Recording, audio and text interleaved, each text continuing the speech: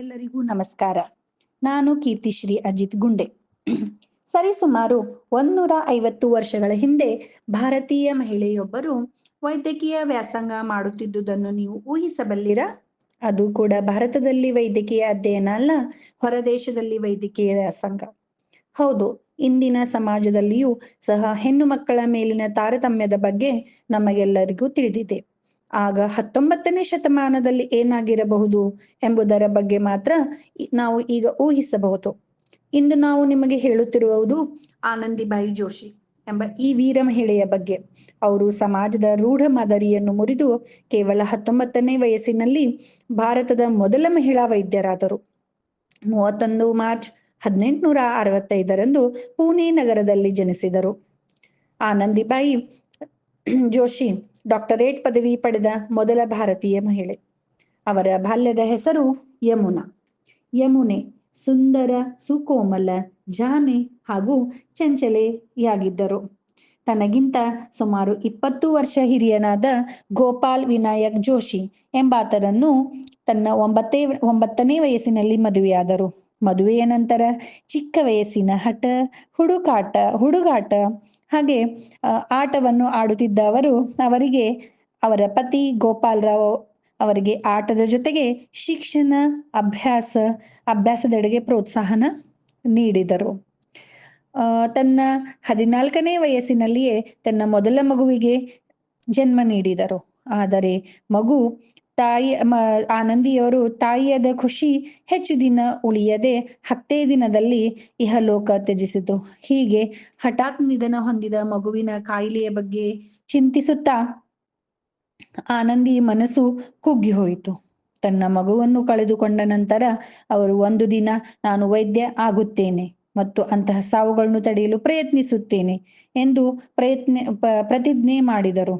ಆನಂದಿಬಾಯಿಯವರು ಹಠಾತ್ತನೆ ತೆಗೆದುಕೊಂಡ ನಿರ್ಧಾರಕ್ಕೆ ಅವರ ಮನೆಯವರು ಮತ್ತು ನೆರೆಹೊರೆಯವರು ತೀವ್ರ ವಿರೋಧ ವ್ಯಕ್ತಪಡಿಸಿದರು. ಕಲ್ಲು ತೂರಾಟ ಹಾಗೆ ಟೀಕೆಗಳನ್ನು ಮಾಡಿದರು. ಬಹಿಷ್ಕಾರ ಮಾಡಿದರೂ ಪತಿ ಪತ್ನಿ ಯಾರಿಗೂ ಕುಗ್ಗಲಿಲ್ಲ.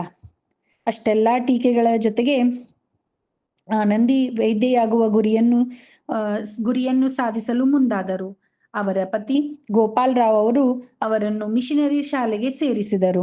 ಮಿಷನರಿ ಶಾಲೆ ಎಂದರೆ ಎಲ್ಲ ಮಕ್ಕಳು ಅಲ್ಲಿ ಸಮವಸ್ತ್ರ ಧರಿಸಿದರೆ ಆನಂದಿಬಾಯಿಯವರು ಸೀರೆಯಲ್ಲಿಯೇ ಆ ಶಾಲೆಗೆ ಹೋಗುತ್ತಿದ್ದರು. ಅವರಿಗೆ ಒಂದು ಪ್ರಶ್ನೆ ಇತ್ತು. ಹೇಗೆಂದ್ರೆ ಎಲ್ಲರೂ ಈ ತರ ಬಟ್ಟೆ ಧರಿಸಿ ಬರುತ್ತಾರೆ, ಆದರೆ ನಾನೊಬ್ಬಳೇ ಸೀರೆ ಧರಿಸುತ್ತೇನೆ. ಆ ಸಮಯದಲ್ಲಿ ಅಲ್ಲಿದ್ದ ವಿದ್ಯಾರ್ಥಿನಿಯರು ತುಂಬಾ ಇವರನ್ನು ಕಾಡಿಸುತ್ತಿದ್ದರು.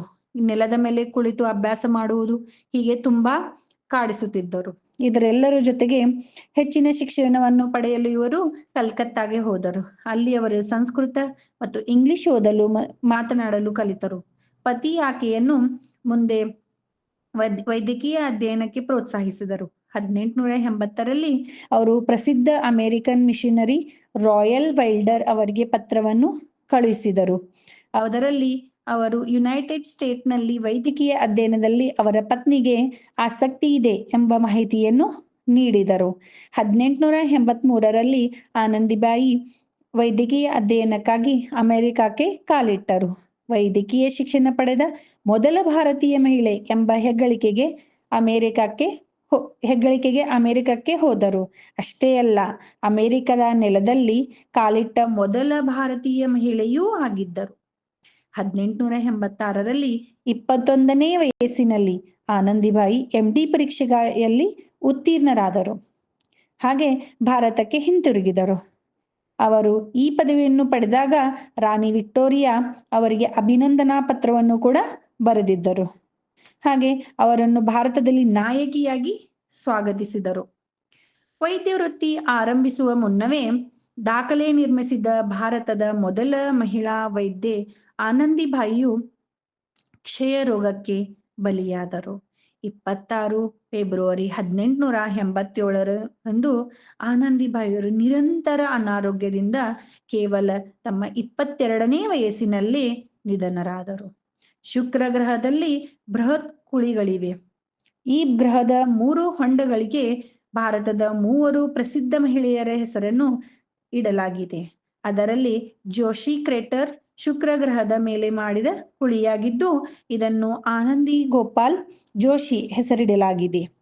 Institute for research and documentation in social sciences Lucknow ಸರ್ಕಾರೇತರ ಸಂಸ್ಥೆ. ಭಾರತದಲ್ಲಿ ವೈದ್ಯಕೀಯ ವಿಜ್ಞಾನವನ್ನು ಮುನ್ನಡೆಸಲು ಅವರ ಆರಂಭಿಕ ಕೊಡುಗೆಗಳನ್ನು ಗುರುತಿಸಿ ವೈದ್ಯಕೀಯಕ್ಕಾಗಿ ಆನಂದಿಬಾಯಿ ಜೋಶಿ ಪ್ರಶಸ್ತಿಯನ್ನು ನೀಡುತ್ತಿದೆ.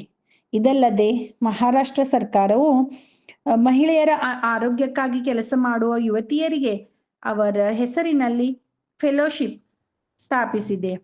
31 ಮಾರ್ಚ್ 2018ರಂದು ಆನಂದಿಬಾಯಿಯವರ 153ನೇ ಜನ್ಮ ವಾರ್ಷಿಕೋತ್ಸವವನ್ನು ಗುರುತಿಸಲು ಗೂಗಲ್ ಅವರನ್ನು ಗೂಗಲ್ ಡೂಡಲ್ ಮೂಲಕ ಗೌರವಿಸಿತು. ಹೀಗೆ ಒಬ್ಬ ಪ್ರಸಿದ್ಧ ಮಹಿಳೆಯ ಬಗ್ಗೆ ನಾನು ಇವತ್ತು ನಿಮ್ಮೆಲ್ಲರ ಜೊತೆ ಹಂಚಿಕೊಂಡಿದ್ದಕ್ಕೆ ತುಂಬಾ ಖುಷಿಯಾಗುತ್ತದೆ. ಹಾಗೆ ಅವರಿಗಾಗಿ ನನ್ನ ಎರಡು ಸಾಲುಗಳನ್ನು ಹೇಳಲು ಇಷ್ಟಪಡುತ್ತೀನಿ.